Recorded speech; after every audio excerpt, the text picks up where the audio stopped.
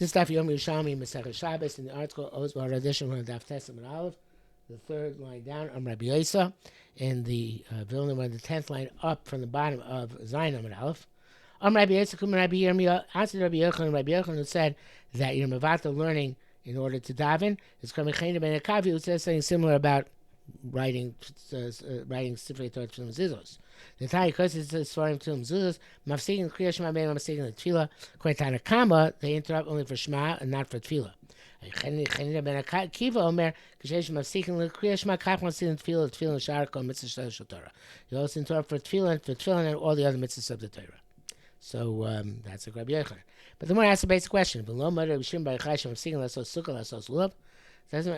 would Shem Chai say don't interrupt the tefillah? Doesn't he? And for Kriya Shema as well. It's opinion what the Shem Chai that you don't interrupt for like we said yesterday. I feel Kriya Shema and I'm mafsikin. So forget about tefillah for a moment. Kriya Shema is a daraisa, right? So therefore, doesn't he hold it should be like sukkah and lulav, right? Somebody has to learn in order to perform mitzvahs. Not somebody should not learn not to perform mitzvahs, just to learn without performing mitzvahs. Somebody does that, nivra. He better for him not to be born. This references the Gemara in Erev and Daf Yugimo. It says that Beishan and Beisah the Machlekes Nochel Adam Shnivra, Nochel Adam Shlo Nivra, and Nimnu Gomer Nochel Adam Shlo Nivra, V'Achshel Shnivra Yifashish B'Masav, Amri Yamash Mesh Masav. So according to this Gemara, the pshat is that your meisim, the reason why you created it is in order to do meisa. It'd be Nochel Shlo Nivra because they could just learn. But now that you're created, what are you created? So otherwise, it's not going to be Nochlo Shel Nivra. But otherwise, it'd be easier for you not to be better. From your vantage perspective, there's famous deal, Nochlo, not Tovlo, right? It was always Tovlo Adam Shnivra, but of course it'd be Nochlo Adam Shnivra because we'll just learn. We don't have to do anything. Now he has to do Maisim. And Rabbi Yochanan, for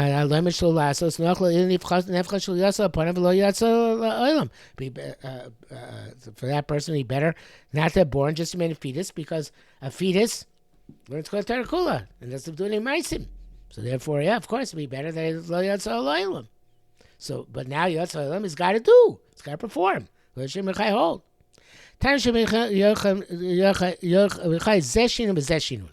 So according to Korbanei, it's kind of a technical thing. B'shinanta Levanecha is what it says about Shema, and Shana Melech is also the source of Talmud Torah. So therefore, they both fall in the category of B'shinantam. So you're not doing one in front of the other. The article is a little bit differently. He says they're both Dibur. Since they're both Dibur, so they're not because of the Lush and the Pasuk, B'shinantam being the same for both, but rather because they're both Mitzvah Dibur. So you're not doing one Mitzvah Dibur in front of another Mitzvah Dibur. But the Gemara asks, "What Ninon? How come Shu B'Teira?"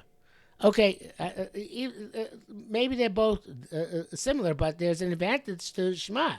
Because Shema, if it's Shalom B'Zmano, so then it's like learning Torah only, which is tremendous Madrega. But then, of course, it makes sense. You're not doing one Torah in front of another Torah, another Torah, right? You're not doing the Torah of learning because it's the Torah of reading Shema. But Habonasa. Chaviva Yosim B'Divrei Torah. At its time, during Zman Kriya Shema, it's more Chav B'Divrei Torah, and because it has Kabbalas Hamach Shamayim as well. So therefore, you can't equate the two. Right? It was Rabbi Shimon Chai Nachri Mafsei for Kriya Shema. Rabbi Yehuda said Rabbi Shimon Chai Adeshu Chadid B'Divrei Torah because he was sharp in Divrei Torah, which seems to be Chadid Shonun, right? In Divrei Torah, same that language seems to be parallel for a reason. In Gemara and Brachas, and Yerushalmi Shabbos says Tadid B'Divrei Torah, but this language of Chadid seems to me more specifically linked to B'Shinantam. Therefore, it's Shema was not more sharp and more precious to him than Divrei Torah. I think that the pshat is that, like we said yesterday, that Rav Shimon Chai, when the sharpness in his Divrei Torah was that his learning Torah was a different madrega altogether. So therefore, since I was in my dream of Hod Shabbat, right? So therefore, he is an intrinsic Kabbalah Machshaim. The milos of Kabbalah Machshaim were intrinsic and implicit in learning of Shem Bayachai. Amrei ba Mori, Lo Dina Elka Adam Shu Kikori Batera. Another answer. It says that the person at the time that's not Zman Kriya Shema, he has the status of Kori Batera. Habanasa, but at its proper time, Kamishnahi. It's like Mishnah, which is a higher Madrega. Shem Bayachai Kedaite. Well, right, Shem Bayachai is followed his line of reasoning. Shem Bayachai said, "Ose b'mikra mida she'ein mida."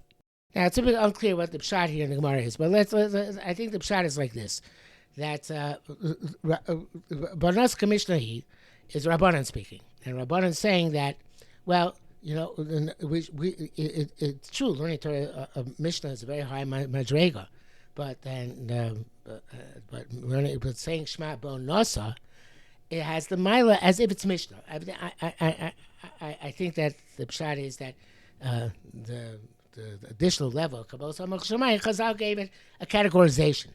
They said it makes it as significant as learning Mishnah. So therefore, what do we learn? What are Rabbanan learning? They're learning Mishnah. So therefore, at the time of Onasa Shema, it's no different than and not inferior at all to Mishnah. So therefore, we're mafsik the Mishnah. We're learning for the Mishnah of saying Shema.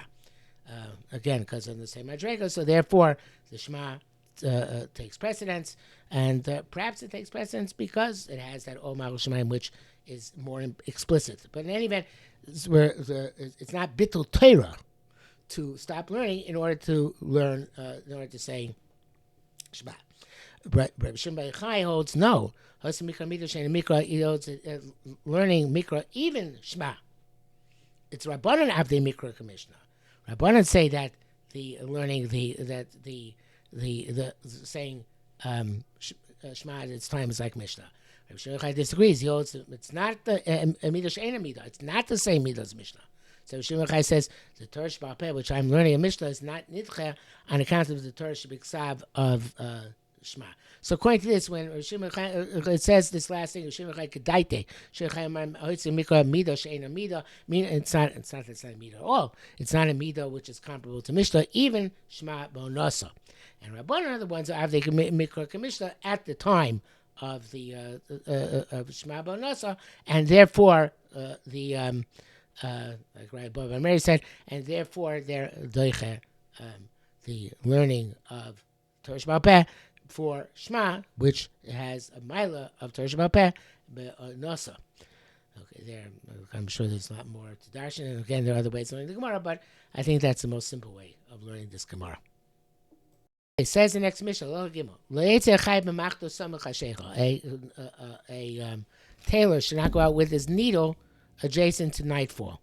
Shema Yishkach V'Yitzei, we said adjacent within a half an hour, but because of forget and take it out after Shabbos begins. Nor a sofer with his quill. A person should not check his clothing in order to eliminate the lice from his clothing. Nor read or haner by the light of a candle Shabbos. This second part of the Mishnah is separate from the first part of the Mishnah. Obviously, one is every Shabbos, the Shabbos itself. But in truth, they said, the person who's the Bahelfer, who's chazering with the kids they're learning, can check to see whether children are reading, but he should not read himself. So checking doesn't require the same type of perspectives. Therefore, we're not afraid he's going to incline the light. Similarly,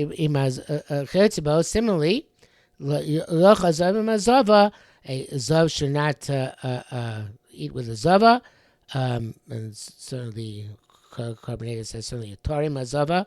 The same thing, mibnei hergel avera, because they are going to come to do an avera.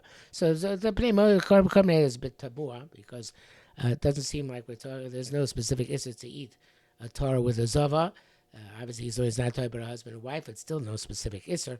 So the more pashut pshat is like Moshe says, Zavi Mazava means the sarchak of nida, which is that a person who's eating with his wife is nida is supposed to put a sign on the table in order to make sure they know that they should stay away from each other physically at this time. Okay, says the Gemara. Tani, we learned lo yetzer chai b'machat shebekelav. A tailor should not go out with a needle stuck into his clothing, which is likely to forget, I suppose, if he's holding his hands. V'lo lavler b'kumuso, and not a sofer with the quill in his ear, which evidently he's not holding again, so I forget. V'lo tzabah b'dugma shabaz. No, similar thing with a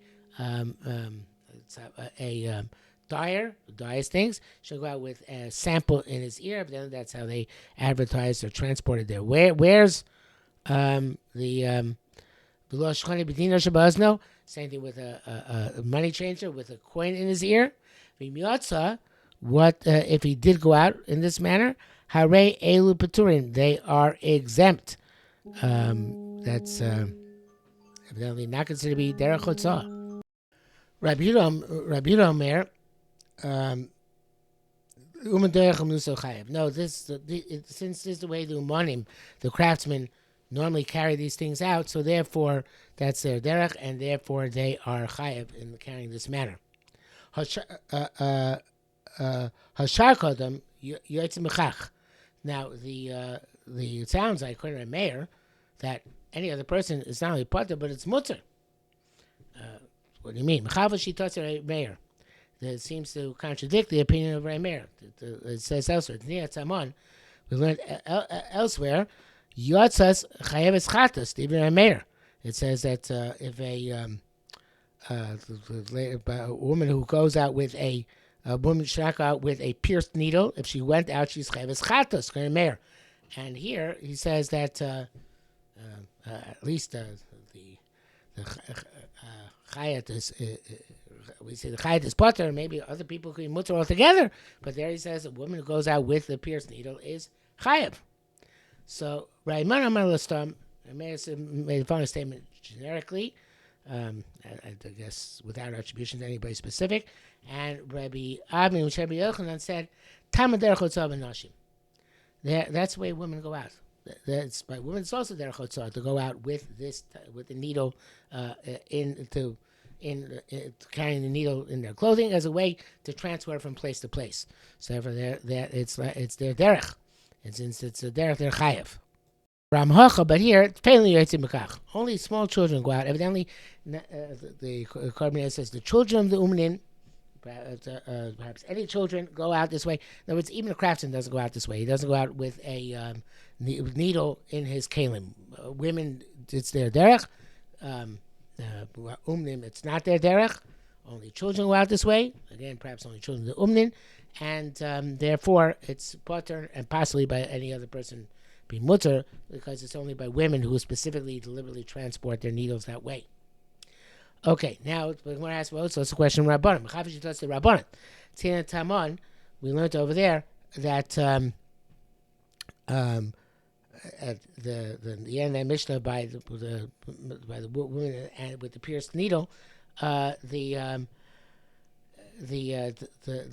a woman who goes out with a koveles, a certain type of covering, with social platon and a certain type of fragrance, that a woman who goes out with them on Shabbos is potter.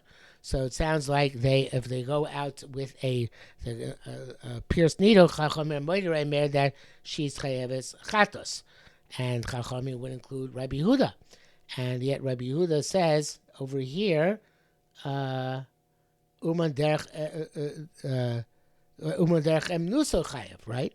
So that's what it says. Tzniya Taman. Chav shel tisraban tzniya Taman chav pochim mekabel shel paiton. Amar du chayev. Dahu omer, but here it says Uma b'mnuso chayev. Only Uma b'mnuso is chayev, not a woman who goes out like that. So how do we reconcile this? Rabbi Yossi bar Ovin, as I said, tipater biisha gadeles. So it's a woman who also has a umnus, a craft which requires a needle. a woman who braids hair, and therefore she's chaya because she's also included in the category of an uman. A regular person be potter. So all the Mepharshim point out, a lot of Mepharshim point out, I should say that's very difficult because Isha Gadelis does not require a machan nekuva. Requires on the contrary, she requires a machan she'ein nekuva. She doesn't need a pierce needle for that. So some Mepharshim say that the question actually was not from machan nekuva of that Mishnah over there, because we already said that that's could be a woman anyway. That's her derech, regardless whether she got delis or not. And there's a question missing here. The girsa should be changed here. We talk about questions from machat she'ein nekuva. When how could a woman be chayav machat she'ein nekuva? And the answer is not every woman is chayav machat she'ein nekuva. Only a woman who is only if it's a woman who's an isha gadelis. Okay, so now we're going to the next part of the Mishnah. It says, Lo yafle, you should not check your clothing for lice. And what it says, I feel b'chol, also, even a weekday, it's also she'en der coven. You shouldn't do this it's improper to do it in public because people get disgusted by it, so it's not derech eretz. Tani, we learned how mafles kelev, somebody who checks his garments on Shabbos, obviously not by law right there. He takes the lice and tosses them. He shouldn't roll them because by rolling them he might crush them. And the Yerushalmi is going with the opinion that killing lice on Shabbos is also. And Abishol says you can roll them and toss them, but you don't kill them. Chizkiah Amar, and there's all going like Chizkiah says, Harekina b'Shabbos korek gomo, killing a louse on Shabbos is like killing a camel with a cheetah, which we don't paskin like that.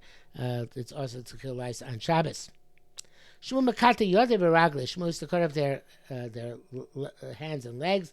Rashi says that Yodev Makata Yodev Shakina v'Nosel Ivnei Atinok who Atzma Lo Ratzol Laharga Legamri. He didn't want to kill it together completely. Presumably was still going on Shabbos, and say they would not they didn't want to kill it on Shabbos. Perhaps even though it was mutzah kill on Shabbos, it was machmir.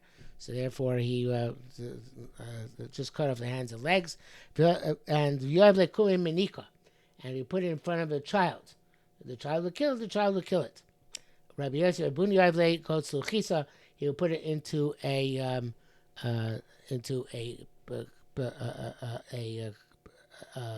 plate full of water. It's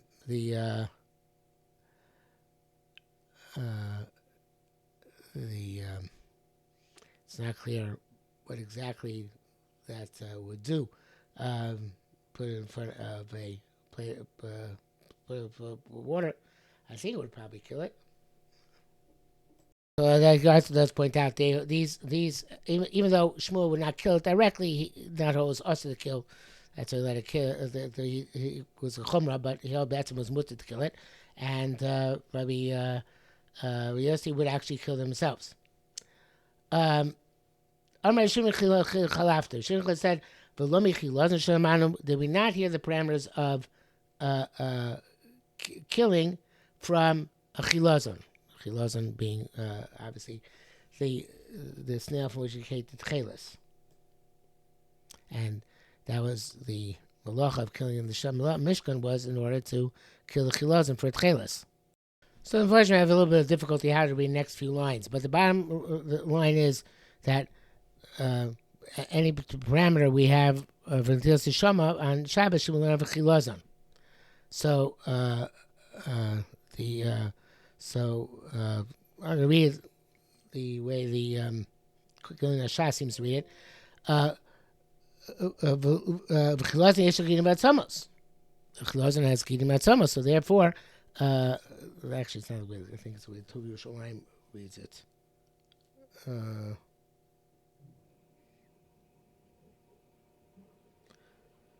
So Chilazon has Tuv Yerushalmi. The Chilazon has gidim batzamos, so therefore, why should we also kill lice? Lice don't have gidim batzamos. So the the Anything which didn't we learn 80 doesn't have Gidim Matzamos does not live more than 6 months, and the Chilazim lives for more than 6 months. So therefore, it should be only us to kill something which has Gidim Matzamos, not something which doesn't have Gidim Matzamos. So, come out a fascinating thing. According to this, it sounds like not just lice, but anything which does not have Gidim Matzamos should not be included in the Isser of Netilas Neshama on Shabbos. Okay, so so that's his shita. The Shimon Chlav is explaining why it would be mutzah to kill kinim on Shabbos, and the Gemara brings down a bit of a gadata relating to this idea of kinim mitzamas. The Marabi Yosef Rabbi Boom Hashem Rabbi Zvid Achas Sheva Shonim Kosh Baruch Hu Machli v'Solomo. Once every 7 years, Kosh Baruch Hu changes around his world. So it's a little bit difficult to see how this statement follows the previous statement.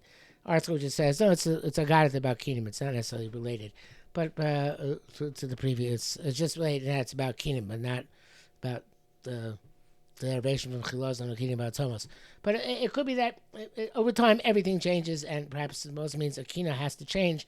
It can't survive in the form which it exists because it has no Gidim Matzamas, and therefore, after a while, it changes into something else. I don't know. But in any event, so I'm sure there's a deeper meaning here because it's an agadata. The Marabi Yosef by Bun Mishem Zida Chatz Shev Shem Koshban Chliva Saloma Kamaka Misabid Cho.